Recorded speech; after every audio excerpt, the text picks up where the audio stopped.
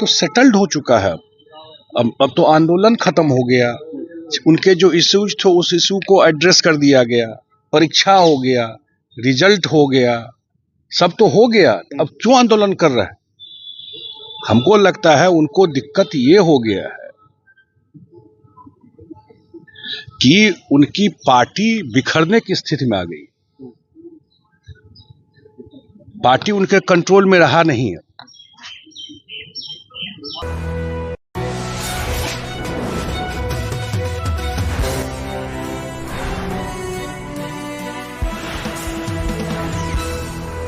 देखिए, ऐसा है कि जो घटना घटी उस समय और जिस तरह का माहौल था, ये भी आप लोग जानते हैं कि छात्रों को इशू को केंद्र सरकार ने जो भी उनके इश्यूज थे सारे इशू को एड्रेस किया केंद्र सरकार ने।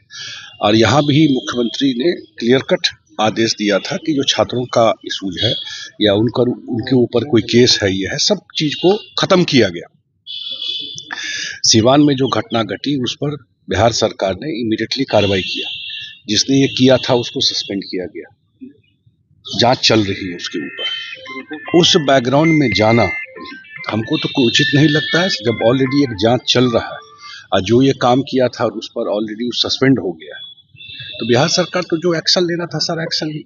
कोई घटना घट सकती है, लेकिन घटना के बाद सरकार का इंटेंशन कैसा है वो भी देखना चाहिए। उसमें सारी कार्रवाई जो हो सकती थी इमीडिएटली वो मुख्यमंत्री ने लिया है उसमें। लेकिन तेजस्वी जी कल सर इसी मामले पर सर राजभवन मार्च कर रहे हैं, सर क्या कहेंगे?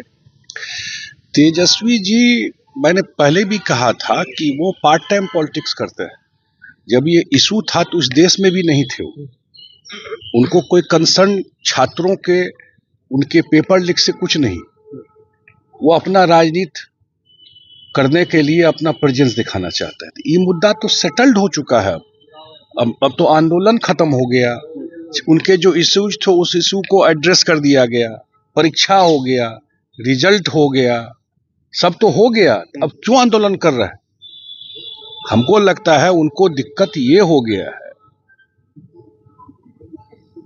कि उनकी पार्टी बिखरने की स्थिति में आ गई। पार्टी उनके कंट्रोल में रहा नहीं है। समस्या वहां है। जो जनसमर्थन एनडीए सरकार को बिहार की जनता ने दिया, जो काम चल रहा है बिहार में निवेश में कितना काम हो रहा है, शिक्षा में कितना काम हो रहा है, स्वास्थ्य में कितना काम हो रहा है, और जनता को जो हम लोगों ने प्रॉमिस किया है उस प्रॉमिस पर खरा उतरना, उस पर काम चल रहा है। तो उनको ये सब चीज तो दिखेगा नहीं, क्योंकि इस सब चीज कभी उन लोगों के प्रायोरिटी में रहा नहीं। तो इसलिए अपना मार्च कर रहा है रिलेवेंस के लिए, लेकिन उनको थोड़ा अपना पार्टी का ध्यान रखना चाहिए। वो स्थिति हमको ठीक नहीं लग रहा। छात्रों के सामने हेमंत सरकार को झुकना ही पड़ा सर। सभी परीक्षाएं जो है उसे रद्द कर दिया गया। पीडीपीएल की तरफ से क्या कहेंगे सर? रिक्रूटमेंट की गई थी, उन सभी परीक्षाओं को रद्द किया। बिल्कुल, ये डिमांड था। जो लोग दिल्ली पर बोल रहे थे, जो छात्रों के साथ रांची में हुआ, वो आप सबके सामने, आप सब लोग हैं, जो छात्रों के साथ रांची में हुआ, जिस तरह से पुलिस की बर्बरता रांची में रही, और जो बात आ रही थी, जिस तरह का आपको वहां पर एग्जाम में जिस तरह का घपला हुआ था, तो वो होना ही था। और हम स्वागत करते हैं छात्रों का कि जिस तरह से उन लोगों ने पुरजोर तरीके से इस मांग को रखा। देखिए, हम सब लोग इस पक्ष में है कि जो एग्जाम होता है वो लीक प्रूफ हो, फुल प्रूफ एग्जाम हो, क्योंकि जो छात्र सालों भर मेहनत करता है और जब एग्जाम देने जाता है तो आप सोचिए उसका मेहनत, और उसके बाद जो पता चले कि लीक हो गया है तो उसके पूरे परिवार और उसके लिए कितना बड़ा घात लगता है उसको। इसलिए कोई नहीं इस चीज का समर्थन करेगा। पटना में भी एक बड़ा आंदोलन आज से छात्रों ने आह्वान किया है टीआरपी मामले को लेकर, बीएसएससी बीएसए तमाम मुद्दे को लेकर, 17वीं बीपीएससी को लेकर। देखिए, जो इशूज हैं सरकार में, मुझे नहीं लगता है कि जो पिछले 20-21 साल में जितनी बहाली टीचर को लेकर के बिहार में हुई, रिकॉर्ड लेकर के देख लीजिए देश भर में, इस स्केल का बहाली कभी हुआ हो यहाँ पर।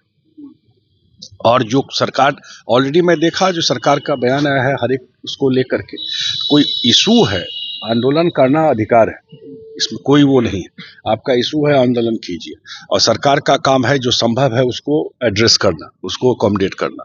तो अगर कोई बात है तो सरकार जरूर ध्यान रखेगी। एक और सवाल है सर, झारखंड सरकार के सामने एक और चैलेंज आ रही है। जो TDPL रिक्रूटमेंट है उसमें कई ऐसे बच्चे थे जो कार्यरत थे, जो नौकरी पर थे, अब वो सड़क पे उतर गए हैं और मांग कर रहे हैं कि आप जांच कर लीजिए, लेकिन हम लोगों को नौकरी से मत निकालिए।